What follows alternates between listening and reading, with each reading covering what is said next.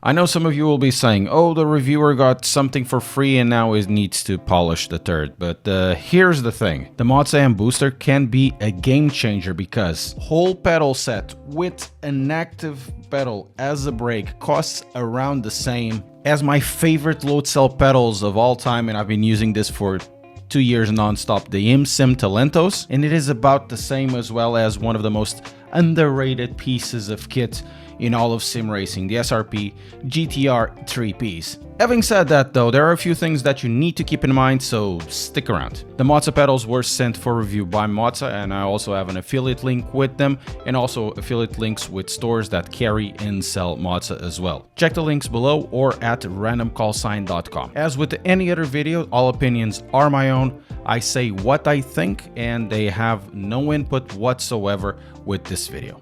A big thank you to all members and subscribers, and the best way to support the channel is to become a member. Let's start at the price, because this is where it becomes quite interesting. The mBooster starts at each single unit at $800, 800 pounds, or around €900. Though if you're coming from a CRP2, you will need an extender because this pedal is quite huge and that will cost €40. However, the most bang for the buck way to get this, it will be through a bundle that costs $1,000, 1,000 pounds, or €1,100, and that will include the mBooster, a throttle, a base plate, and an extension plate. And if you want to add a clutch, that will be $100 as well extra. So that means for all of that, you will get a kit that is basically complete, and it will have an active pedal that costs around the same as the pedals that I have mentioned you, and it will be cheaper or around the same price as the single unit for the Simucube, the sport one. So yeah, that's quite a big deal. As this is an active pedal, and there are profiles for this as well, in theory you can have 3 of these and you have, a full set for around 2,600 or thereabouts.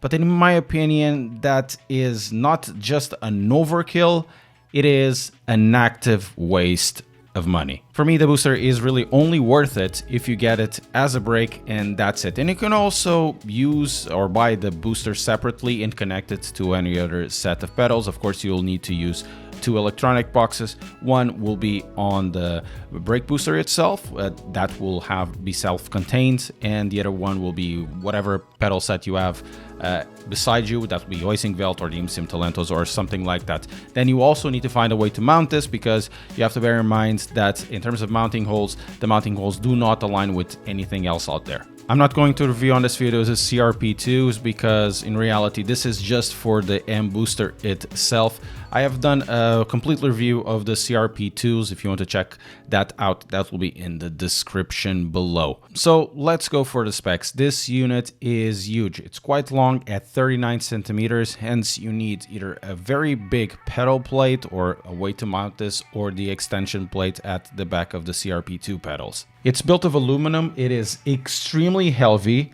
well built, and able to take around 200 kilo of pressure. They say, because I'm not able to squat that much. In terms of aesthetics, I don't really like it. It looks like a discarded rocket from something, but whatever, it's just a piece of kit. At the side, there is a 15-bit angle sensor, which is more than enough for brake positions.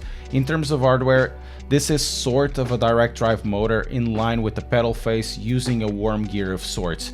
The pedal face can be adjusted in tilt, and it's pretty much the same as the CRP2s. Then there's a bunch of connections at the side for the throttle and the clutch, but also one for power, one for the wheelbase if you connect it directly to a Moza wheelbase, or as well a USB to connect to your PC. To control these pedals, you do need the Moza pit house, and the software is really more developed and more important normally than any other type of pedal set you're going to have out there. Normally you just change the curves and that's it if you want to, or change the load cell force. In this case, you can do so many more things. On the basic page, you'll have your settings for adding dead zones or minimum maximums, but of course it's over here that all the power of this pedal set shows you what it's able to do. If you have an issue where your pedal set is using it as a throttle or a clutch, if you have more than one, you can also change this. Just go over here at the top and go towards brake. Mine was configured either as a throttle or as a clutch. Don't remember which. it wasn't as a brake. That was an easy fix. So if you feel confused, that could be the reason. Now, there are a few ways to set up your stuff. And specifically, the way that I started doing it, probably it's not the way that everybody else does it, is to figure out what preset does what. And with that preset, it makes me think what I really want with my pedal to do. So that, for example, if I want something that is long and soft with a lot of travel on your brake, you can have this one, for example, the sport car from Jackson Rao. And you'll see that it has a long pedal travel, 32.1 millimeters, and it is incredibly soft and dampened. But if you want something from a TCR, that's the thing. You can basically configure this to almost every pedal that you want out there. So you have something that feels a little more hydraulic. It's still quite linear, but the force at the top starts to go. And as you can see, it has 95 kilos instead of the 40 or 44 it had on the other one. The one that I use and configured to my own taste, to a GT3 type of deal, but very, very soft. It's based out of this LMP brake. If you want to check out that profile, it will be available at random.callsign.com. So it's this type of curve, more of a nest curve like this, where it has a lower damper at the top, at the bottom. So you have a softer pedal, and then it starts increasing up until the top. It could be useful for you. You can do a lot of things, and you can change it. And you can have multiple of these pedal presets per car. If you drive, for example, lots of rally, you can change it to a rally type. Or if you want to go LMPs or formulas, you can do all of that stuff over here. Now, cool things that you can do is, of course, change the curves. This will give you a springy type effect at the start, and then it starts to go to the hydraulic or a stronger elastomer. Even though it doesn't really emulate or doesn't do exactly the same thing as the elastomer or the springs do, it is close enough, and then it kind of feels at the end that it has an hydraulic stage. It is quite interesting. It does it quite well. On the right side, you have the minimum amount of force. This can be configured also on the simulator input mapping. For example, if you leave your foot on top of your pedal, and if you don't want the pedal to activate, instead of doing a dead zone, this basically creates a dead zone and still has the 60 kilos behind it. And over here at the right, of course, you'll have the maximum amount of force you can do, up to 200 kilos, which is still quite a lot. Now, something that is really interesting is the pedal travel. It has a maximum pedal travel of 32.1 millimeters, so just over 3 centimeters, which is quite a lot for a pedal. But you can change the position where this pedal travel from a minimum of 4.3 millimeters up to the maximum where it starts. So if you see at the bottom right, now I'm going to change the pedal travel position to, say, more or less the middle, right? See how it moves. So this means that you don't need to change elastomers or the position of your brake pedal or the geometry of your brake pedal, which means you need to probably take out the pedal set or do some physical modifications. You can do all of this stuff without going to your sim rig. This is basically the biggest advantage. Now, let's go back to the LMP one. So it goes resets to the one I'm using. There's still a bug on the software, as you can see. The software will essentially be changed soon enough. So let's go once again, LMP brake official. Here we go. And we can also add dampening when pressed and when it's released. For example, on a pressed, if you want more force to be present there, or the force to be slowed down, you can add the dampened. Or if you want to have a slower returning pedal, if you want to do that, you can also do the dampening when released. For example, if you watched my CPP Lite reviews, one of the things that I mentioned is that the dampener, or rather the hydraulic stage, created a lot of dampening on the return, which made the pedal softer and slower when returning. You can emulate that. You can also emulate friction and the end stop feeling if you want something that is more like rubber-like when you hit the end, or something that is more like a piece of metal or a piece of metal covered with rubber. You can do that if you want to. On a simulator input mapping, there's something important here. Of course, you can change the curves as we did before, and also the threshold for pressure sensors, the minimum part. There's this sensor output ratio. This can be important. The sensor output ratio works more or less the same way as the CRP2 did. So that means if you want something that is purely angles based, You can do that, and in some cases it might not activate the 440 full amount of force that you wanted from the load cell. This also has a load cell component, and if you change this, it means that at the end of the movement, it may swap in towards the load cell. Let's say over here I'm putting an amount of force. Let's say that's this amount of force, but if I change it to a load cell, while I'm keeping the same amount of force, it will change the amount that is read from the load cell. So that means the extra stage needs to be like a more force in order to change the amount of reading into the software.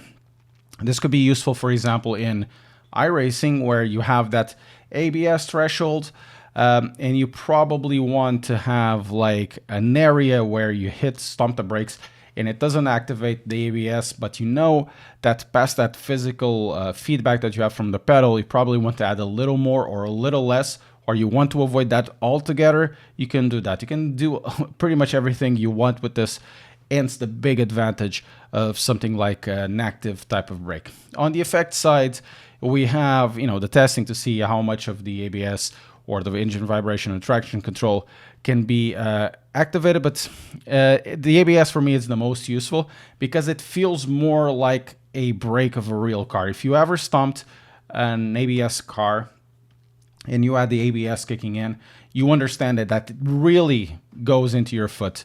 So if you put the ABS, let's say at 100%, and you test it, and you can see it from the lines here. So let's press test, and you press it. You can see that it's rippling, and you feel the effect. It really feels. In some ways, I kind of feel that it was harder, but you can also make it sharper. This is more like the one you feel on your car, and you can also change the frequency to something like this. Is more like a from my Toyota Corolla back in the day. It's one of the few times that I've had an ABS. This feels more like a real car. It is interesting. It really depends on what you want. If you want something really subtle, or if you want something that is really strong, because as you can see from the ripple over there, this can go to a point where you activate it, and as the ABS starts doing that movement, it changes the brake pressure, and that probably isn't good. And in this case, you want probably something that is softer, that reminds you that the ABS is being activated, and it doesn't really kill your braking so much. That was something that I found really interesting when I first tried the Simucube active pedal. It was very, very violent as well, and then they tuned out. So it made it easier for me to drive the car. This does exactly the same. So this is the power of the software. As time will go by, probably more features will be added into this. As it is, it does pretty much 99% or 90% of the things that you need it to do. The big thing is, if you want to change setups, you can do it on the fly without going to the back. In terms of performance, if I need to be totally blunt with this, this will be pretty much the same thing as pedals of the same price or others in very, very far below price points, including mid-range pedals like even the CRP2s or the Fanatec CSL Elite V2s. You're really not buying this for the performance alone. You're buying this for everything else that comes with it that will make your time more easy on the rig. You're buying this because of the on-the-fly adjustability. You're buying this because you have the profiles. You're buying this because you don't need to change elastomers or springs or try around and go below your sim rig, and every time you need to change a spring or something like that. You're buying this for the convenience, and you're buying this for the performance that comes with the convenience, not the outright performance you get on the sim rig. Of course, you may be able to extract some if you find something really, really nice for you, but you only got there because it was so easy to set up. Now, as for throttle and clutch use, I'm going to say that there are better throttle and clutches out there that are mechanical. In terms of the mBooster for the throttle and clutch, it's really just passable. I think there are much, much better. Of course, you have the flexibility of changing the compression and the dampening on the fly, but they don't feel as good as a purely mechanical one. It doesn't feel as nice. It's hard to explain, but once you get it, you'll feel it.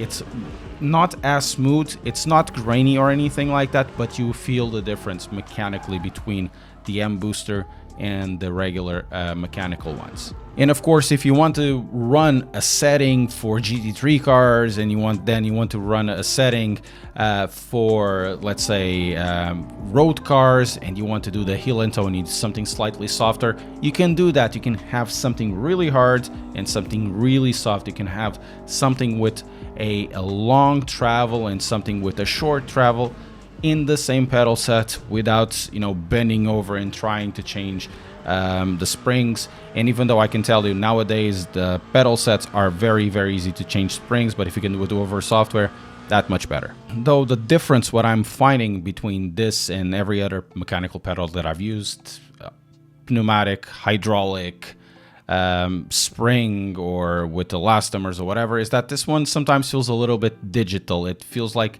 it's not as smooth, just like a throttle. You do feel little changes, very small changes, but that's something if you need to get really attuned, because other than that, this pedal is essentially just get the configuration done and then you're flying. Still, there are some limitations in this, because it's also limitations on the software, on the simulators, that I wish we could have, like brake fade, or you know, when you cook too much the oil on the brake lines. That will be cool to have. Or if you have, for example, air in the system after just killing it too much, that will be something also cool to have. Maybe in the future, as the software evolves, that will be present, but once again, it's only something you can have on a pedal of this type. The thing is, the price is quite high, but as a bundled, it is basically marketed towards, you know, as a substitution or as an option with an active pedal at around the, you know, Oystergenveld Ultimate Pluses type of money, or high-end